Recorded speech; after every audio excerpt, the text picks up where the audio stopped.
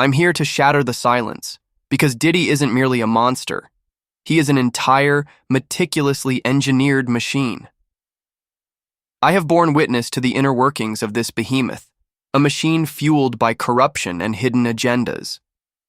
Today, I reveal those secrets. In a dramatic surge of events echoing through the streets of Manhattan, the esteemed actor and human rights advocate George Clooney, an icon whose very name carries a weight of integrity and moral rectitude, took the stand as an unprecedented witness on day 16 of the federal trial against Sean Diddy Combs. This wasn't just any testimony. It was the moment when a man lauded by the world for his principles stepped forward with a revelation capable of upending decades of silence and secrecy. Clooney's decision to speak publicly, to unburden himself of a lifetime kept in check by fear and the unyielding grip of power, has sent shockwaves that may very well alter the course of the trial. His testimony, both shocking and deeply personal, echoed with the power of unvarnished truth. Clooney, a close friend of a U.S. president and a figure revered worldwide, risked everything by uttering 9 perilous words potent enough to send a titan like Diddy to prison for life. His testimony was a declaration that the legacy of elite collusion and hidden malfeasance was about to be exposed in its full, damning glory. A beacon amidst darkness. No one in that courtroom or beyond could have foreseen that on that fateful day, a man hailed as Hollywood's last bastion of morality would stand before them with a gaze as steely as it was sorrowful. Clooney's presence was more than symbolic. It was an embodiment of defiance, a challenge thrown to the deep-seated powers that had long thrived in the shadows. His very appearance on the stand was a beacon of human rights in a world otherwise dazzled by glitz and glamour. The energy in the room was palpable as Clooney began to recount his experience, an account layered with recollections of political intrigue, clandestine meetings, and a series of events that defied belief. With every word, he painted a picture of a meticulously orchestrated network of power, one that had long operated behind closed doors, protected by an impenetrable shroud of secrecy and intimidation. Breaking the bonds of silence. For months, and in some cases years, Clooney had been bound by an unspoken code, a necessity born not of mere loyalty, but of survival. People keep asking, why didn't I speak out sooner? He explained with a measured yet mournful tone. Because I had the tapes. I had someone inside the inner sanctum, a silent watchdog for the truth. And I knew that if I uttered even a single misstep, someone I care about would vanish without a trace. His voice wavered as he recounted the fate of 3 close friends, lives snuffed out like fragile candles in a windstorm. Clooney's mastery over silence had been his armor, a tool honed in the crucible of an industry where even the smallest crack could invite disaster. The testimony took us on a journey deep into the labyrinth of Diddy's empire. An empire not built solely on music or image, but one that blended celebrity with the darkest forms of human manipulation. Clooney recalled a world that straddled the boundary between elite sophistication and brutal exploitation. From lavish, shadowy rooms untouched by cameras to exclusive gatherings reserved for the ultra-powerful, where famous individuals seemingly untouchable could simply disappear after a night of unfettered indulgence, he said. The hidden underbelly of these gatherings was a place where the rules of decency were cast aside in favor of twisted rituals and calculated silences. The invitation to the tiger's den. How could one so extraordinary as George Clooney have chosen to break the long-held code of silence? His answer lay in a calculated risk, a perilous dance with danger to expose the truth hidden behind celebrity facades. I figured, he explained. Rap won't change the world, Diddy had declared, dismissing a movement that sought genuine transformation. Instead, he boasted that true power lay in institutions far removed from the ephemeral applause of nightlife. True power, he continued, lies in institutions like the United Nations, the World Economic Forum, the Gates Foundation, and, George, you represent my ticket into that world. Clooney's recounting was charged with a bitterness that betrayed his inner conflict. Diddy's ambitions stretched far beyond the realms of pop culture, reaching into the corridors of global influence, where every alliance was a calculated step towards cementing power. A year of vigilance and the cost of truth. For a full year, Clooney had been ensnared in Diddy's web, attending his white parties, witnessing the convergence of Hollywood's glitterati, tech billionaires, and influential politicians. Within these gatherings, as champagne glasses clinked and discreet political queries mingled with casual conversation, Diddy would occasionally test the waters. Clooney explained that these interrogations were less about sincere dialogue and more about discreetly gauging whether he could be trusted. It wasn't until the summer of 2013 that the mask began to slip. A mysterious envelope arrived, unmarked except for a single set of GPS coordinates and a timestamp stamped at 2 a.m. At first, Clooney dismissed it as a cruel prank. But then, a text from an unknown number made it clear. Follow the coordinates, wear black, and leave your phone behind. The lure of forbidden knowledge proved too potent to ignore. Despite the prickling of unease, Clooney resolved to step further into Diddy's treacherous domain. Accompanied by a discreet camera camouflaged within his watch, a tool he had come to trust in precarious circumstances, he ventured into the world of clandestine gatherings. That night, a black SUV whisked him away as though he were a mere pawn in a dangerous game. Weaving through shadowed alleyways and silent, neglected industrial districts, the vehicle eventually deposited him at the foreboding entrance of a notoriously infamous amusement park. Clooney was tight-lipped when asked to name the park. It was as though the name alone carried too many unspeakable secrets. His narrative grew darker as he recalled the foreboding details. A steel door hidden behind a crumbling concrete facade, leading to a frigid corridor watched over by silent, impassive guards, whose eyes, cold and devoid of empathy, seemed to mark him as an interloper in a domain where none should dare tread. The ritual of revelation. As the corridor unfurled before him, it led to an imposing metal door, beyond which lay a vast underground chamber bathed in an eerie, dim light. Here, an ominous beat pulsed like the heartbeat of an unseen beast, setting the stage for a ritual that defied all norms of decency. This wasn't a party, Clooney proclaimed, his voice faltering momentarily before regaining its firm resolve.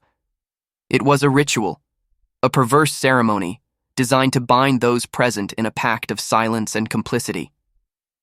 In that chamber, cloaked figures, billionaires, Oscar-winning stars, politicians, and other influential figures had shed their public personas. They donned robes, concealed their identities behind masks, and signed non-disclosure agreements like a macabre formal handshake. It was a coven of elites, an assembly not of trusted friends but of individuals bound by mutual self-interest and the promise of everlasting influence. Clooney, standing at the threshold of that dark tableau, recalled his internal dread as he observed how easily these celebrated figures slipped into roles as complicit conspirators in a twisted game of power. He was quick to emphasize that he had never joined in the debauchery. He had only observed. The trauma of witnessing such inhumane spectacles, the memory of which haunted him every waking moment, drove him to gather evidence. The evidence unfolds. Clooney's first piece of evidence was a ledger, an unassuming hardcover book stationed on a stone pedestal at the entrance of Diddy's lair. It was there as if by ritual. Every guest was compelled to sign, a symbolic act that sealed their vow of silence. Although Clooney abstained from signing his name, he had captured a high-resolution image of that very ledger using the concealed camera on his watch. Alongside this image, he provided a meticulously handwritten list of the names he recalled from previous pages.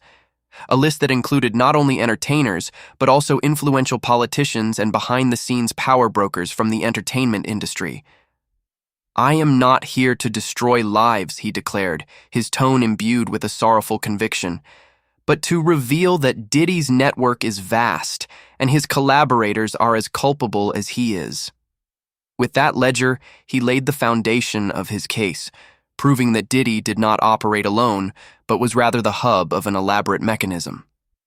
A mechanism built on the premise that silence ensured security, a silent pact shared by powerful elites who shielded one another from the consequences of their actions.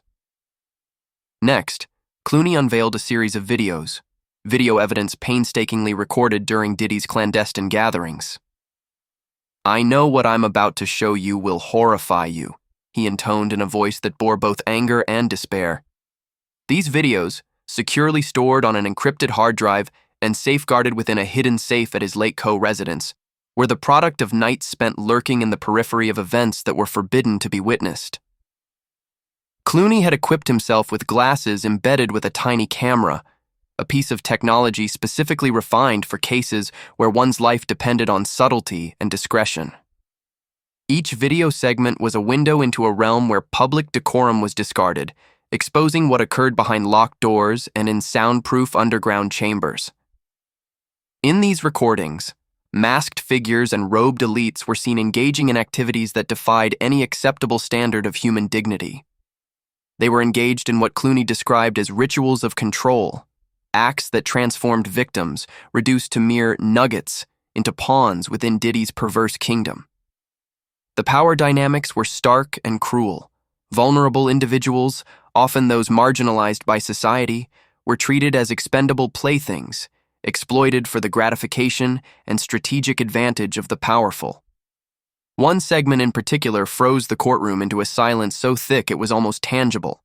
In this clip, Diddy, his face an unyielding mask of cold command, directed a group of masked henchmen with a precision that left no room for error. They executed his commands without question, as if rehearsed in some horrifying play. At the center of the staged scene, a blindfolded individual was coerced into a degrading performance upon a deep crimson cushion. The overall atmosphere was that of a dark liturgy, a ceremony that sanctified cruelty and dehumanized its victim. Clooney's recounting of that moment was harrowing. So vivid was the memory that he confessed the sound of the victim's stifled cries and the oppressive ambience still haunted him. He continued, his voice rising with controlled fury. Diddy wasn't merely orchestrating an event, he was conducting a symphony of cruelty, a ritual where every participant's silence fortified his power. The videos also captured indiscreet yet significant moments.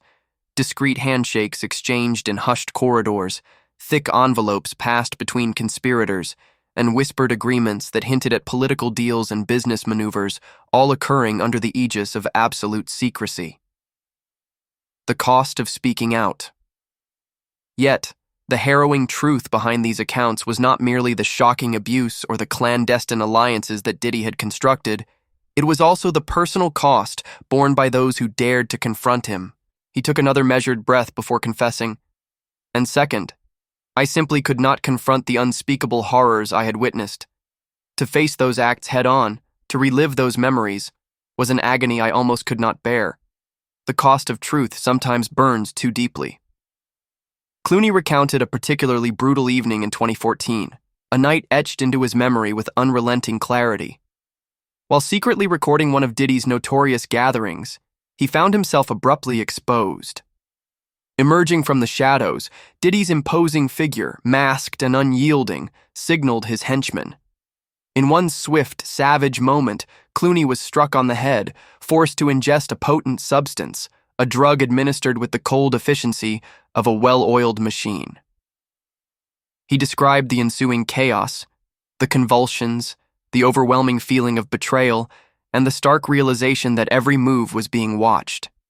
It was an experience that nearly broke him, yet ultimately steeled his resolve to bring the truth into the light. A declaration of war against injustice. Standing before the jury, Clooney's testimony evolved into a declaration of war. A war not waged with bullets or blood, but with evidence and uncompromising truth. I am not doing this for fame, nor for vengeance, he declared, his eyes locking onto those of the jurors with a silent plea for justice. I am doing this for those who have been silenced, for those who have been reduced to nothing more than disposable pawns in Diddy's unyielding game of control.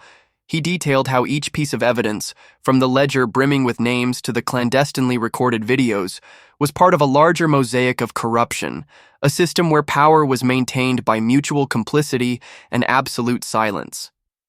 The individuals in that room, he explained, did not merely attend out of desire for excess.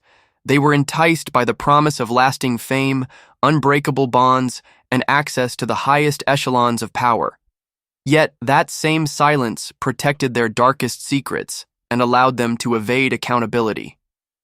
Clooney laid bare the reality that every signature on that ledger, every subtle nod exchanged in the darkness, was an unspoken vow, a promise that if anyone dared to break the silence, the entire structure of power would collapse. His final pieces of evidence were the videos themselves. Even though the court was shown only a fragment, a carefully selected, highly sensitive segment, the impact was profound.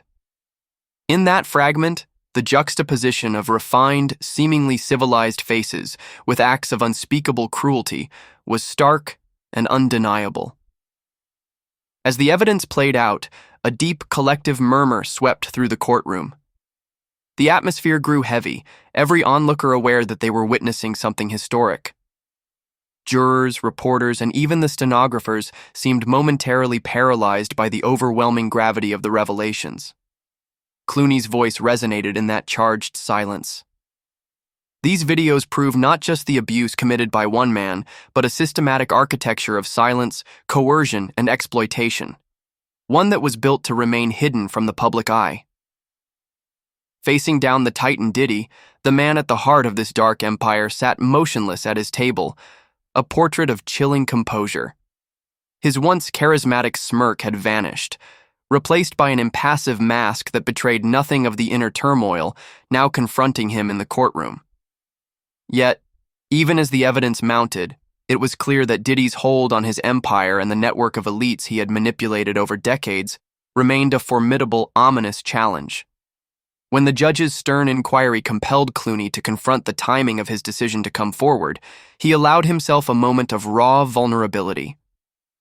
Lowering his head, he confessed the unbearable burden of his silence and the cascading consequences it had wrought on both his personal life and the lives of those around him.